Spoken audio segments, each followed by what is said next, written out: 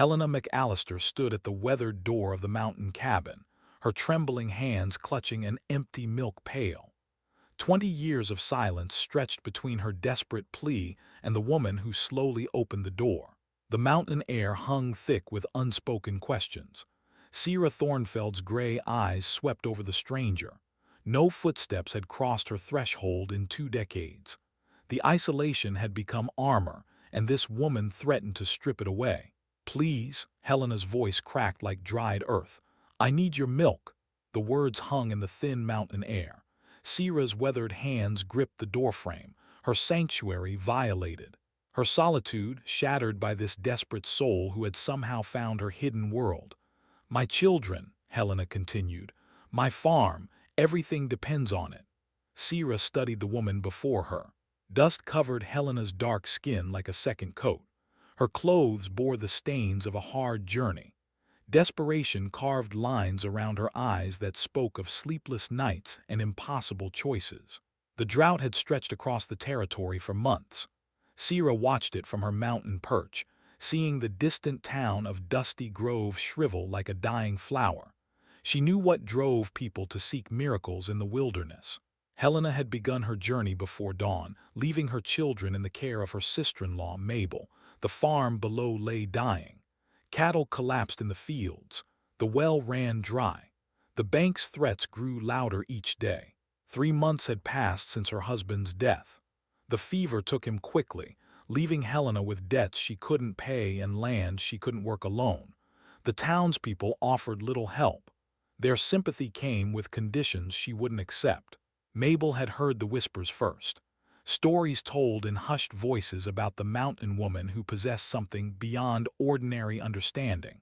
The tales spoke of miracles, of death reversed and life restored. "Superstition," Helena had said. "Starvation," Mabel had replied, watching Helena's 10-year-old son Bo grow thinner each day. The climb had nearly broken Helena. The trail disappeared into rock and root. Her hands bled from gripping sharp stones. Her lungs burned in the thin air. But the image of her children's hollow eyes pushed her forward. Now she faced the legend. Sierra Thornfeld stood like a monument to solitude. Her silver-streaked hair fell loose around shoulders that had known only the mountain wind for company. Her hands bore the stains of herbs and earth. "You don't understand what you're asking." Sierra's voice carried the weight of buried secrets. Helena shifted the empty pail. "I understand dying." The mountain woman's eyes flickered. She recognized that particular desperation.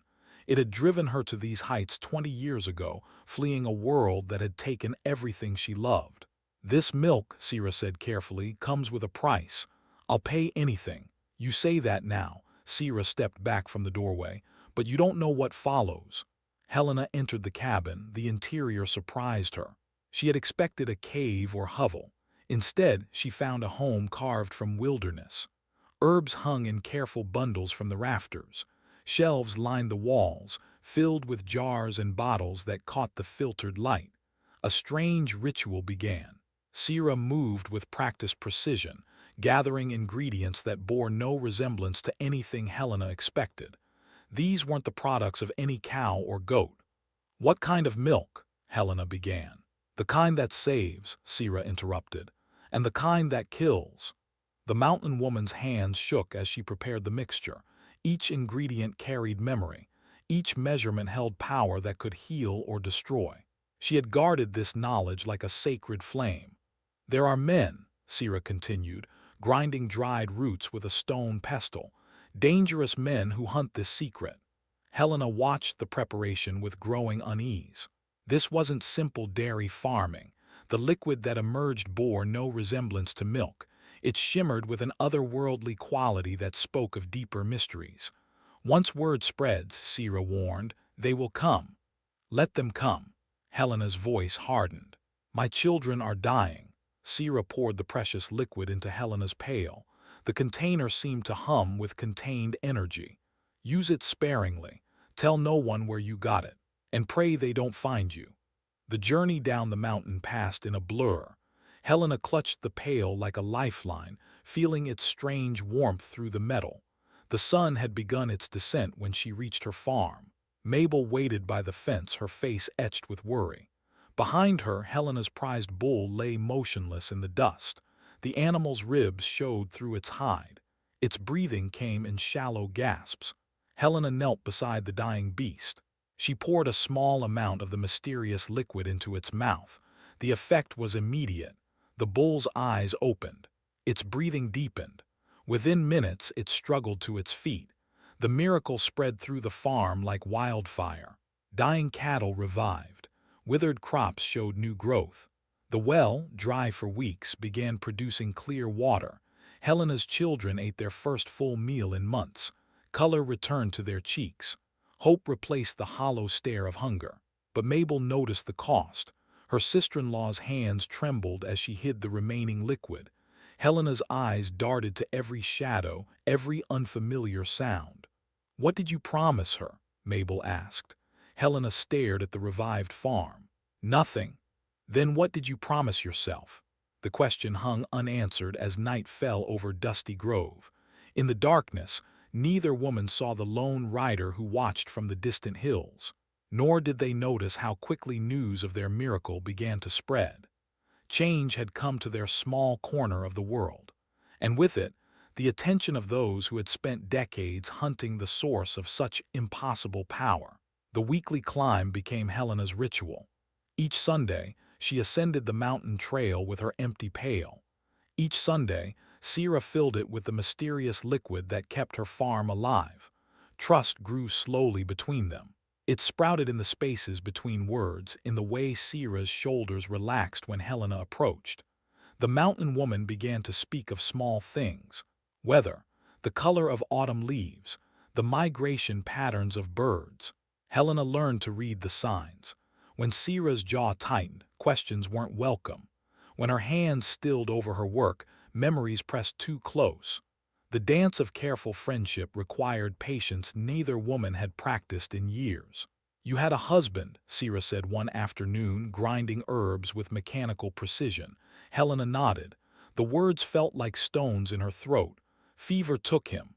Mine died different. Sierra's pestle never stopped moving. Cavalry raid. 20 years passed." The confession hung between them like smoke. Helena understood now why Sierra had chosen the mountain's embrace. Some wounds required altitude to heal.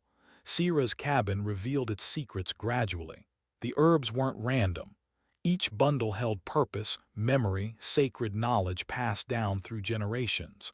Her husband had been a medicine man. His people had trusted him with old ways. "They called it devil's work," Sierra said, sorting dried roots by color and texture. "White men fear what they can't possess." Helena watched the preparation ritual with growing reverence. This wasn't witchcraft. It was medicine older than the territory itself. Knowledge preserved in hiding while the world outside tried to destroy it. The farm below flourished beyond reason. Helena's cattle grew fat and healthy. Her crops produced twice their normal yield.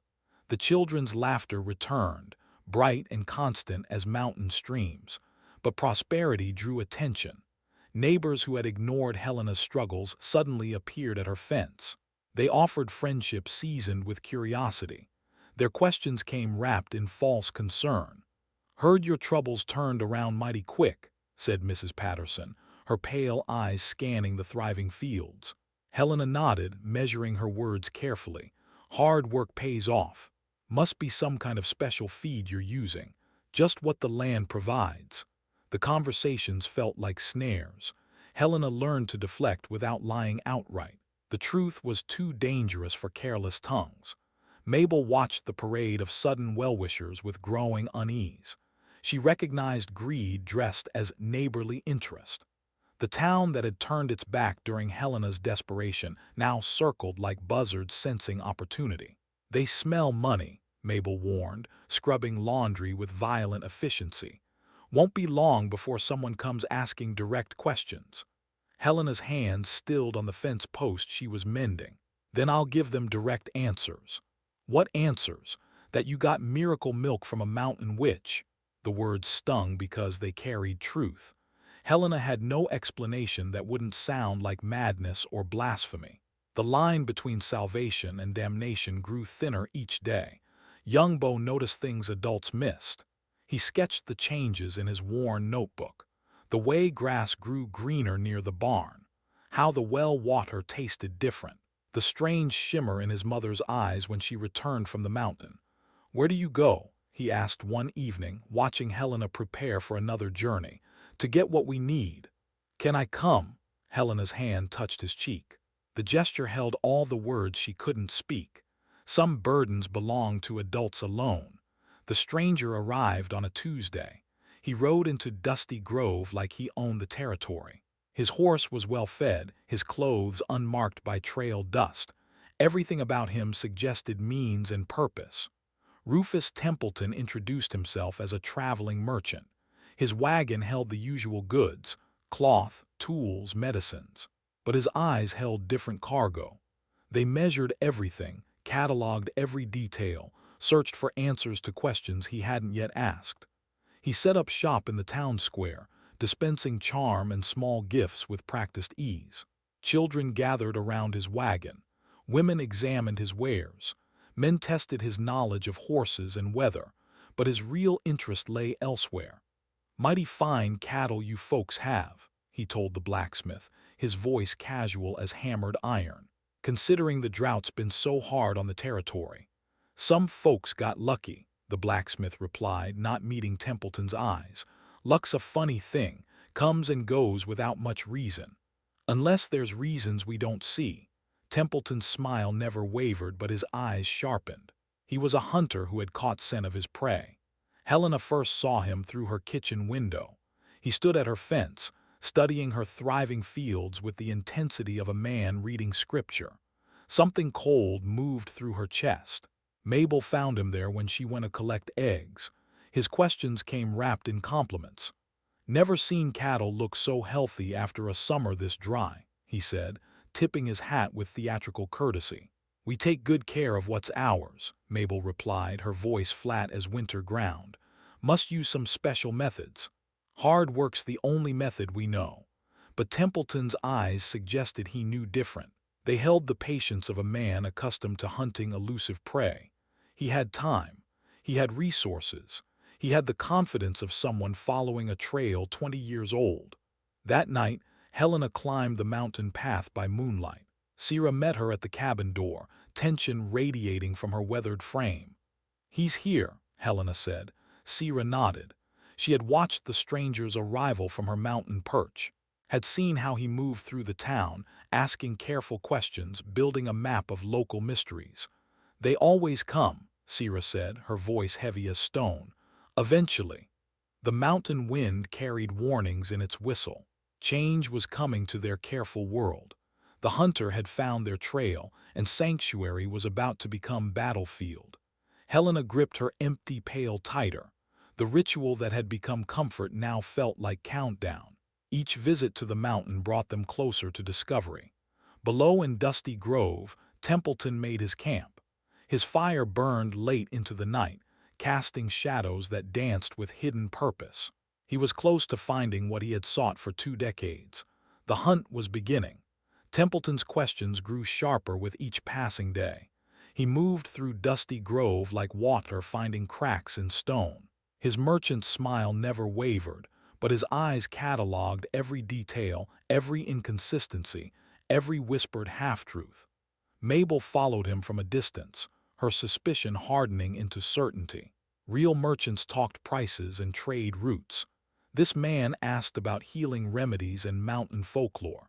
His wagon held goods, but his heart held different cargo. She found his camp after midnight. Empty bottles lined his bedroll, each one labeled with careful script. Indian remedies, native cures, miracle medicines. The collection spoke of obsession spanning decades. A leather journal lay open beside his dying fire. Mabel's blood chilled as she read the entries. Names of tribes, locations of raids, descriptions of medicine men and their sacred knowledge. The handwriting belonged to a soldier, not a merchant. The final entry stopped her breath cold. A detailed account of a cavalry raid 20 years past. The destruction of a small band practicing old healing ways. the capture and killing of their medicine man, the escape of his wife into the mountains. Templeton wasn't hunting treasure. He was hunting Sierra. Helena found Mabel waiting by the kitchen stove at dawn, the stolen journal spread across the table. The pages told a story of systematic destruction, of sacred knowledge pursued and destroyed by men who saw only profit in ancient wisdom. He was there, Mabel said, her finger tracing faded ink. The night they killed her husband. Helena's hands trembled as she read the account. The casual brutality of the descriptions made her stomach turn. These weren't soldiers protecting settlers. They were thieves hunting secrets to sell. The journal revealed Templeton's true identity. Rufus Templeton, former cavalry sergeant, cashiered out for unauthorized raids on peaceful tribes. 20 years of searching for the medicine woman who had escaped his unit's slaughter. "We have to warn her," Helena whispered. "We have to run," Mabel replied. "All of us." But Helena's roots had grown too deep. The farm represented more than land. It was sanctuary, hope, the foundation of her children's future. Running meant abandoning everything she had fought to preserve. The weight of decision pressed down heavier when she discovered the second journal hidden in her husband's effects. She had been searching for anything that might help understand Templeton's knowledge when the leather-bound book fell from behind a loose board.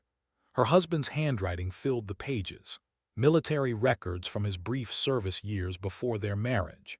The entries spoke of temporary assignment to a special cavalry unit, raids on hostile tribes, the pursuit of dangerous medicine men practicing illegal healing arts. Helena's world tilted on its axis. The dates matched Templeton's journal perfectly.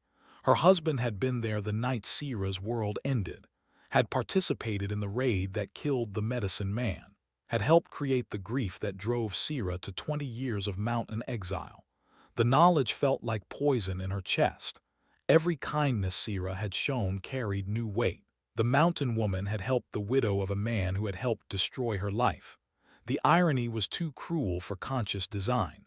Sleep became impossible. Helena walked her fields at midnight, wrestling with impossible choices. Tell Sierra the truth and lose the only friend she had found. Stay silent and live with the betrayal eating her alive.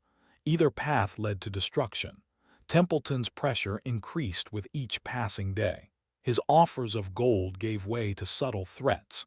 His questions about her cattle became demands for information. The mask of merchant courtesy slipped to reveal the predator beneath. "Mighty peculiar how your fortunes changed so quick," he said, cornering Helena at the general store. "Almost seems supernatural." "Hard work pays dividends," Helena replied, her voice steady despite the fear crawling up her spine. "Some works harder than others. Some requires special knowledge."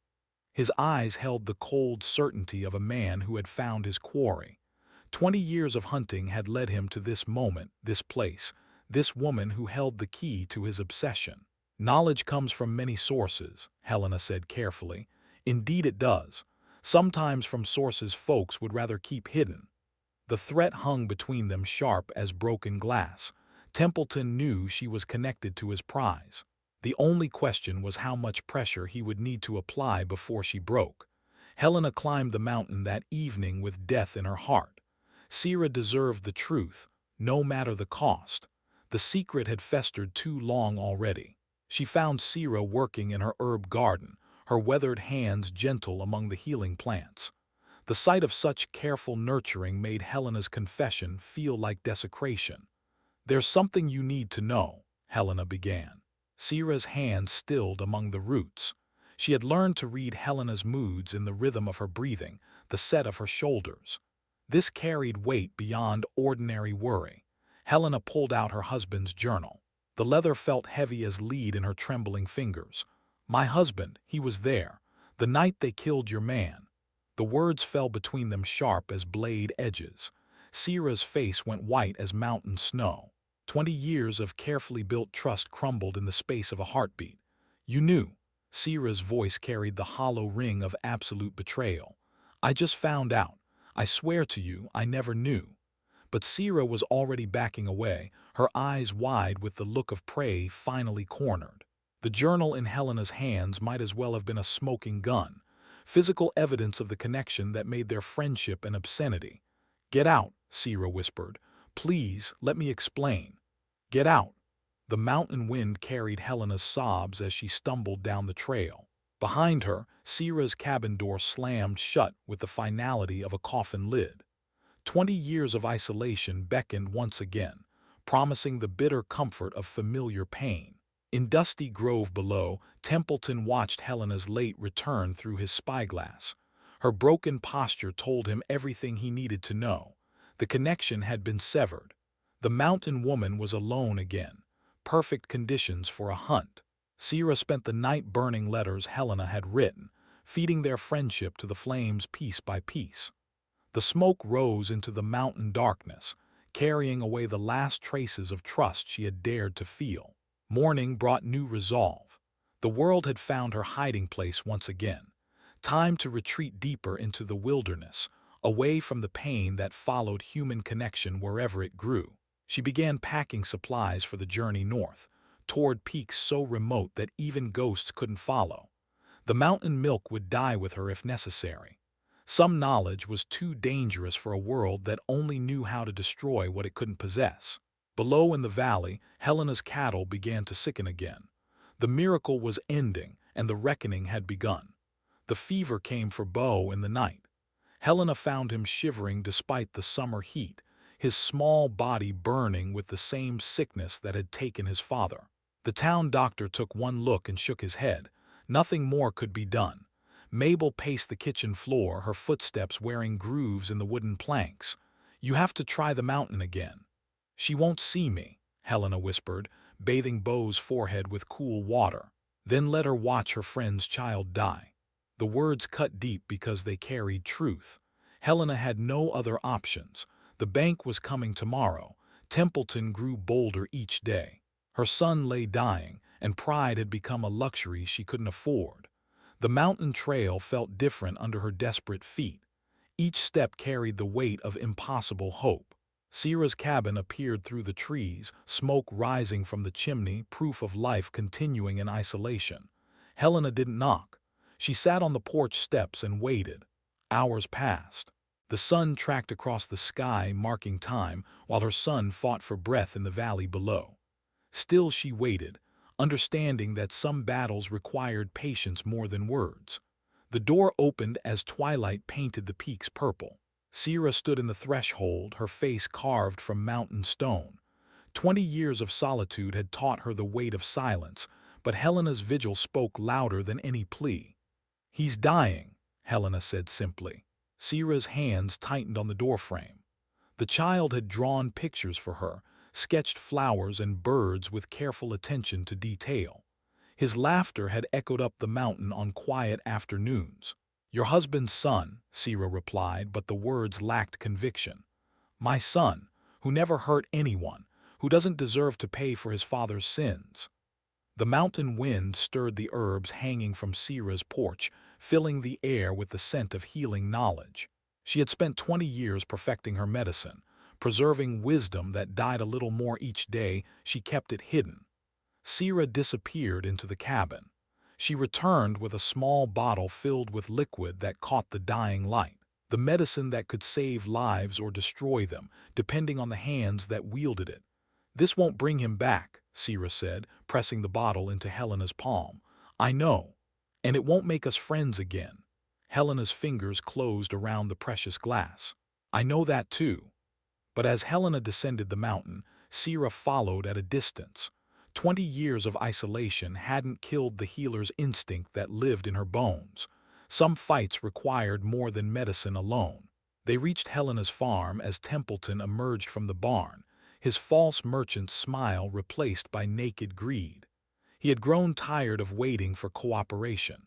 Time to take what he wanted by force. "Well now," he said, his eyes fixing on Sierra with predatory satisfaction. "The mountain witch herself." Sierra stepped into the lamplight, her silver hair gleaming, her weathered hands steady at her sides. Rufus Templeton, still hunting ghosts. No ghost, just unfinished business from 20 years past. The recognition passed between them sharp as gunfire. Hunter and prey finally face to face after decades of pursuit. Templeton's hand moved to the pistol at his hip, but Sierra showed no fear. "Your business died with better men than you," she said quietly. "My business is what you carry in that skull of yours. Knowledge worth more than all the gold in California." Mabel appeared from the house, shotgun cradled in her arms with comfortable familiarity. Behind her came Mrs. Patterson, Mrs. Schmidt, the widow Henderson, women who had learned to recognize predators in their midst. "Seems you're outnumbered," Mabel observed, her voice conversational as Sunday prayer. Templeton's eyes swept the gathering, calculating odds. He had faced hostile tribes and armed settlers, but something about these quiet women unnerved him. They moved with the coordinated purpose of people protecting what mattered most. "You can't stop progress," he said, but his voice carried less certainty than before. "Progress," Helena repeated, emerging from the house with Bo cradled in her arms. The boy breathed easier already, color returning to his cheeks. "Is that what you call 20 years of hunting one woman? I call it justice." "For what crime?" "Healing the sick, preserving knowledge." Templeton's mask finally slipped completely. "For being what she shouldn't be. For knowing what she shouldn't know." The honesty revealed everything. This wasn't about justice or law. It was about a small man's need to possess and control what he couldn't understand. Sierra stepped forward, her movements deliberate as mountain streams. "You want my knowledge? Here it is." She pulled a small vial from her coat, holding it up to catch the lamplight. The liquid inside swirled with otherworldly patterns. "This contains everything you've hunted for 20 years, every secret, every formula, every prayer my husband taught me before you killed him." Templeton's eyes fixed on the vial with desperate hunger. 20 years of obsession crystallized into that single moment of possibility. "But it requires something you'll never possess," Sierra continued. "Respect for the land, love for growing things, the ability to heal instead of destroy." She opened her fingers. The vial fell to the hard-packed earth, shattering into glittering fragments. The precious liquid soaked into the dust, joining the soil that fed the roots of Helena's recovering farm. Templeton lunged forward with a cry of rage, but found himself facing a wall of determined women. Their silence spoke louder than threats. Their stillness carried more menace than drawn weapons. The broken man stared at the shattered glass, watching 20 years of dreams dissolve into dust. Without the medicine to steal, without the knowledge to possess, he became just another failed prospector chasing fool's gold. He mounted his horse with shaking hands and rode into the darkness, leaving behind only the echo of broken dreams and wasted years. Sierra knelt beside the shattered vial, her fingers touching the damp earth. The medicine was gone, but the knowledge lived on in her memory, in her hands, in the wisdom she could choose to share or guard. Helena approached slowly, Bo sleeping peacefully in her arms. "I'm sorry. For everything." "Sorry doesn't heal 20 years," Sierra replied, but her voice carried forgiveness alongside the pain. "Then let me try to heal the next 20. Sierra looked up at the woman who had brought chaos and hope in equal measure. The farm around them hummed with recovered life. The women of Dusty Grove stood united against common threats. Something new was growing in the ruins of old grief. "I can't give you the medicine," Sierra said slowly, "but I can teach you the plants." Helena nodded, understanding the distinction. Knowledge freely shared was different from power stolen. Partnership was not the same as possession. They built a small cabin halfway between mountain and valley, a place where healing wisdom could grow without hiding. Sierra taught Helena to read the language of herbs, to understand the prayers that lived in growing things. The women of Dusty Grove learned slowly, carefully, guided by hands that had preserved sacred knowledge through decades of persecution. They formed a quiet network of healers, protecting each other and the wisdom they carried. Bo grew strong and curious, his sketch pad filled with detailed drawings of medicinal plants. He learned their names in 2 languages, understanding that some knowledge required reverence as well as study. The mountain watched over them all, its ancient peaks holding secrets that would outlast any hunter, any greed, any attempt to possess what belonged to the wind and earth alone. And that is all to the story for now. Please let me know where you are tuning in from. Perhaps we will create a story there. Consider liking this video and subscribing to our channel. And if you enjoy our content, click this video on your screen. I promise you it's worth watching. See you tomorrow.